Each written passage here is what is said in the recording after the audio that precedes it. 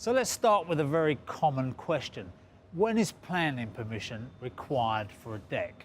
Well, the answers are when it's over 300 millimetres high, when it's visible within 20 metres of a road, when it takes up more than half the area of the garden, or when it's attached to a listed building or it's in a conservation area.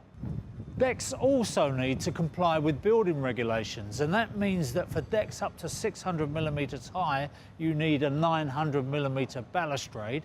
For decks over 600 millimetres high, you need an 1100 millimetre load-bearing balustrade, and of course, the spacing between those components mustn't be more than 100 millimetres. If you're using softwood, make sure that it's preservative treated to the correct British standard. And of course, if you're cutting it, make sure that that end grain is also sealed with a preservative. And for timber that's being used below ground, such as posts, it must have use class 4 preservative treatment. For the structural components in a deck, you need to make sure that the timber is at least C16 strength graded.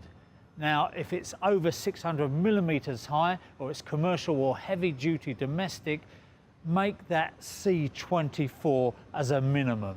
And for hardwood decks, use the D30 standard.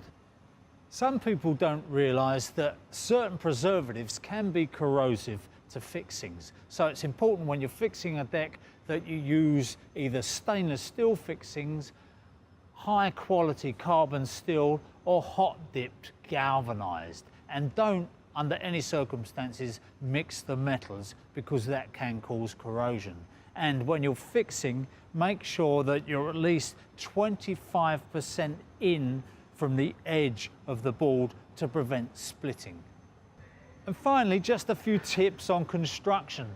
When you're laying the deck, make sure that there's a slight fall away from the house, and make sure that the grooves in the deck are running in the direction of that fall, and leave a 10 millimetre gap between the decking and the house wall, and also 5 to 8 millimetres expansion gap between the boards.